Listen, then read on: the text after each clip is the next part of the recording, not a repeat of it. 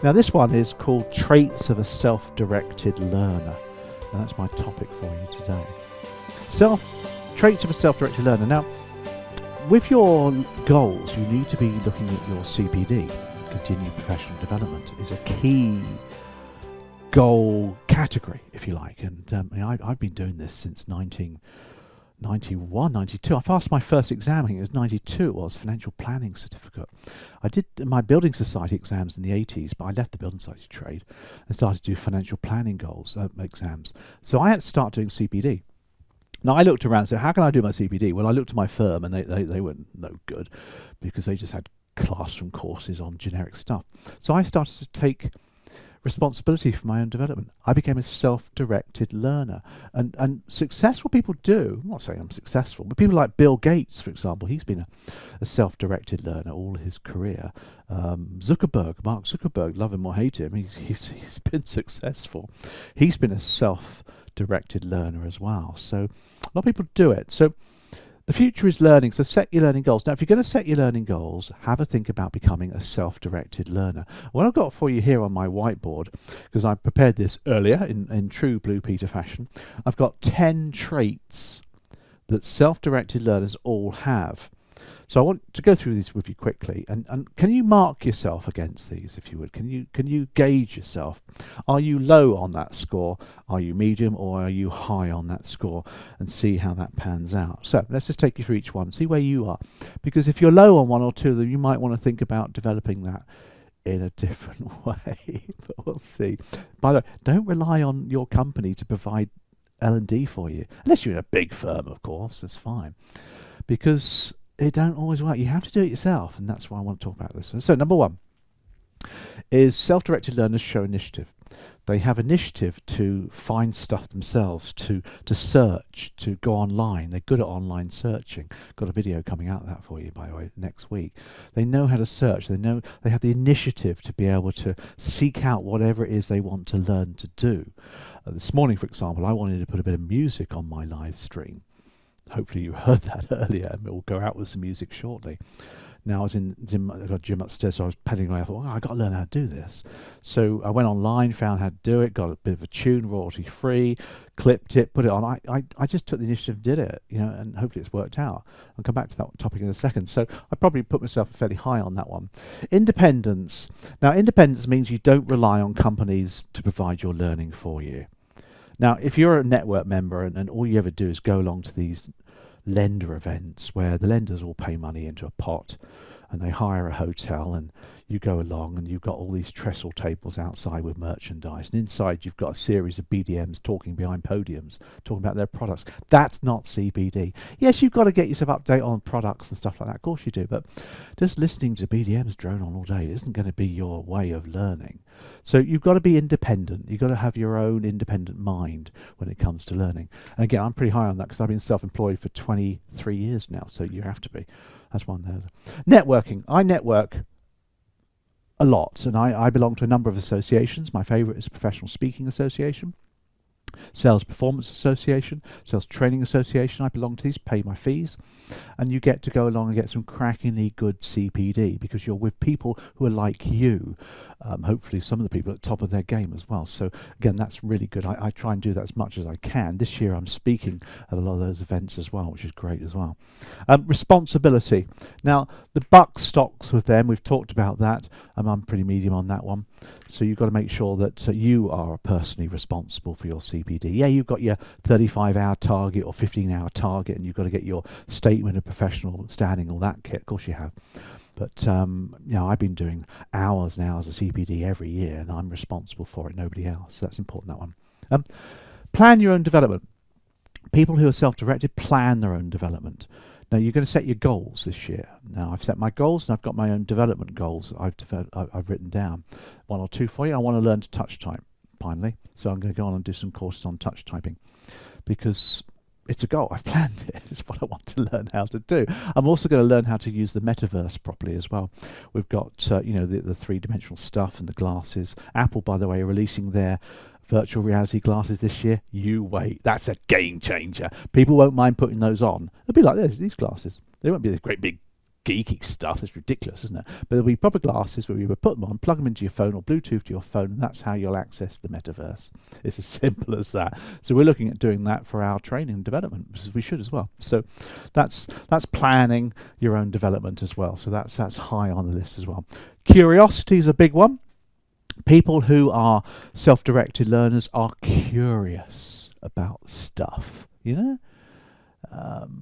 Way back in 2012, for example, 10 years ago, now 11 years ago, I was curious about video in learning. And we had the tech, we had webcams back then, didn't we? I was curious about learning, so I looked into it, started making a plan, started doing some videos. You look back at some of my videos in 2010, and they're atrocious. Honestly, they're really awful. I'd say that myself, you know. But you look back, you think, well, you learned from it. I was curious to develop it, how I could do it live streams and all sorts of things. And that created a development need in me as well. So curiosity is really key as well. This is the big one, number 7, learn as you go. Now, learning as you go is where you learn something, but you're willing to put it into practice before you've learned it entirely. Video is a good example. Now, back in 2012, I kind of stood in front of a webcam and just talked. And I watched them, I published them on YouTube, and I thought, well, I haven't quite got this right yet. So you go at 80% is the key. You develop yourself in a certain way. You've just got to go. Like this morning, I put the music on this morning. I'll test it later, see if it's okay. If it doesn't work, it's not a deal breaker. No one's going to die, are they? And I'll get better at it, because self-directed learners improve as they go. They appreciate that you can't just learn from a book. You have to apply it to whatever world you're in, and then apply it. And of course, the world then changes things as you go along. Number 8 is they're aware of their learning style. Let's just put a couple of ticks here for you. They're aware of their learning style. Now, I'm acutely aware of my learning style. Learning styles, there's various models you can use here. I use the VARK, visual, auditory, read, write, or kinesthetic. I'm a read-write learner, which is why I'm happy to read stuff and make mind map notes of things. I have to write and read at the same time. That's how I generally learn. When I'm reading my periodicals or my books, if I've got a self-help book or whatever you want to call it, or a non-fiction book, I would generally have a pad next to me so I can make notes. I have a Kindle, so you can't make notes on Kindle. You can on a new one, apparently, the Scribe, but I haven't gone there yet. Might do. But I like to write things down. I'm a read-write learner, and that's important to me. This is one I learned a few years ago. Let's put that over there, shall we? Unlearning. People who are self-directed learners, because they're taking responsibility for their own development, their own learning, they unlearn. Let me give you an example. When we went to the pandemic 3 years ago, and we started delivering training online to cameras, and right now I'm looking at the lens of the camera is there. That's you. That's what I'm looking at. I'm not looking at an audience. So I had to get good at presenting online to a camera, talking to you now, as I am live. Hopefully you're watching this live or recorded to make a difference. Now, prior to that, I'd done a lot of camera work, of course, since 2012. But I had to do like 98% of it. Up until then, I was in an audience with people, and you could look at smiling faces, and you looked around the room, and you had great gestures, and you moved around, all sorts of things. That's how you presented to an audience, and it hasn't changed, by the way. So for me to master video presenting, I had to unlearn what I did before. I had to stop doing it. So I had to stop using my hands all the time, because I gesture when I had to stop doing all of this and moving around. I had to stay relatively still, looking at a camera lens all the time. Yeah, I can look around occasionally, but that's where you are. Or I have to change the view on the camera. For example, you go across here, don't you? And you can now look at you again, but from a different view. So that's how you get movement and stuff. Now, of course, when you're face to face, that's not an easy thing to do.